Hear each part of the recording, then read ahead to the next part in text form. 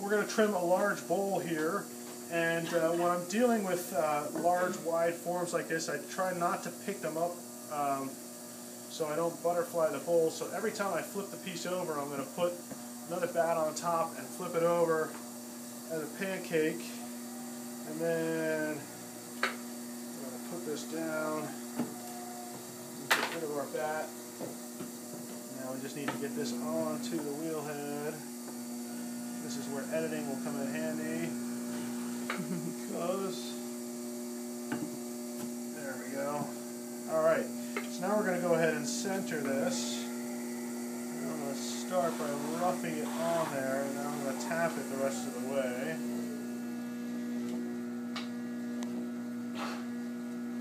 And we're going to call that, we want to call that close enough. Not really, I guess. We're going to call that close enough. Then we're going to take a damp sponge. We're going to get our wheel head damp near the pot, but not getting the pot damp. Then we're going to make some nice heavy snakes. And we're going to hold on to the piece while we attach our snakes. And hold on while we attach. And hold on again while we attach. And even for the last one, we hold on. Alright, now trimming. First thing I'm going to do is I'm going to determine how wide I want my foot to be. And I'm going to come down from the top. I want a foot ring that is going to be a nice handle on the bottom of this bowl. And it's going to shrink. And I have to assume people are going to have smaller hands than me. So I'm going to go ahead and determine the width of my foot ring, and now my job is to make sure to take out this big chunk of clay here and get it to conform to what my desire is for this piece. So I know all of this material is coming off, so I'm just sort of roughing it out. And it looks like I have quite a bit of clay here to take off. Now, I like my foot rings to have a little bit of an undercut, so I like it to be a little bit narrower down at the bottom of the bowl than it is at the top of the bowl, just because it makes a more effective handle. And now I want to make this more like the curve on the inside of my bowl. So I'm going to take off this material here.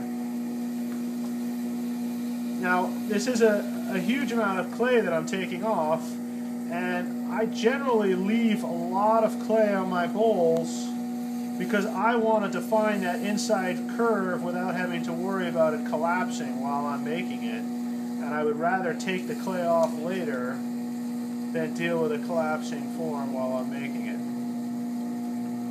So we're going to get this curve to be nice here.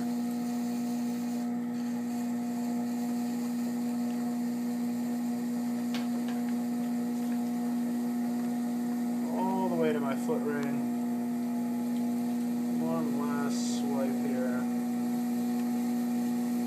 Very much like working on a lathe. It still seems like I have an extra little bit of clay here that I want to take down. So when I'm looking at this, I try and take a look at a profile view of this as much as possible so that I can really see what it's going to look like when it's on the table.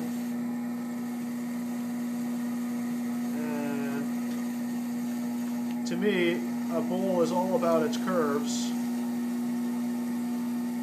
whether they be steep or shallow. The continuity of a curve, I think, is very important.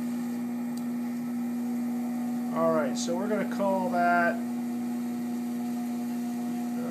as good as I want the outside to be for now. And now I'm going to focus on the interior material. The first thing I'm going to do is dig down the center of my foot about as far as I can go before I start cleaning up the rest. This is a habit I started when I was trimming plates, and anytime I have a wide foot, I will generally get the center of my foot where I want it before I get the outer edges of my foot ring to be. And if you'll notice, I stop and tap periodically because the sound is giving me an indication of how much clay is there. I'd go a little bit more, I think. Yeah, there was a lot of clay on this pot. Okay, so now that I have the center about the thickness that I want, now what I'm going to do is I'm going to make this curve on the inside of my foot ring. I'm going to start by taking it out kind of willy-nilly.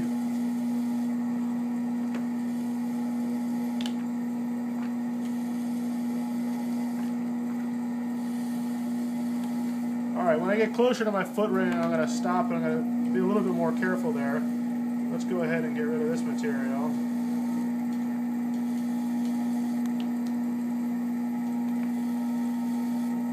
And if you notice, I've got two hands working here the whole time. My elbows are attached to my body, so I'm stabilized. Alright, so now we want to make this a nice little curve down here. Maybe I should switch to the curved edge.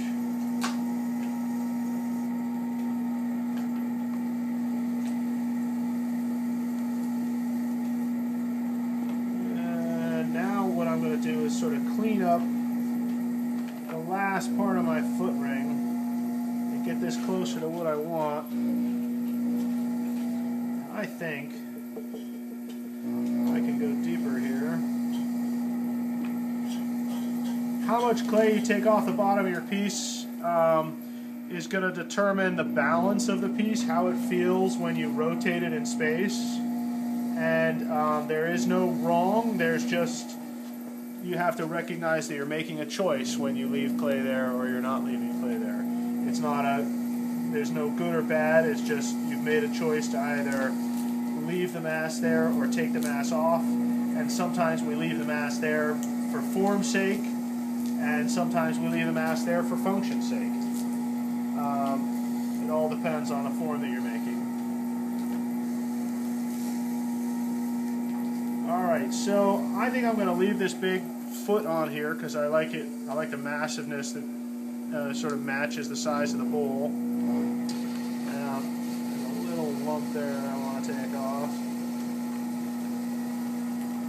Alright, so the last thing I'm going to do, I did the outside of the bowl, I've done the inside of the bowl, because I want to take care of this surface here that was up against my bat. And I will, because I have a lot of room, sometimes I will just come around and just lightly, and you can see by the tiny amount that's coming off of my tool, I'm slightly going to round this off because I like having a big foot on my bowls. So now that I have that there, I'm going to compress the clay and sort of round things off again. Again, I don't necessarily want a chip on the bottom of my bowl, so I'm just going to make sure I don't have any hard corners down here.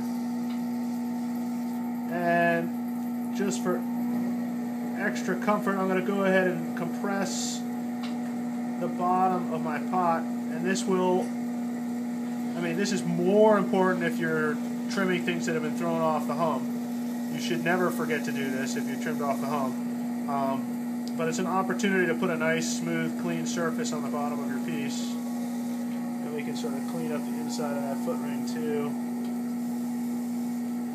And then the last thing it needs is a signature. So, well, actually, I'm going to take off some of these trimming marks here too with a little bit of compression.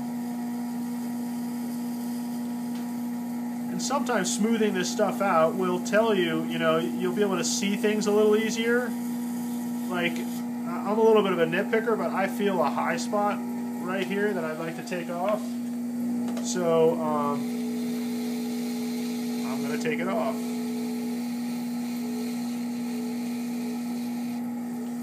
And then recompress that.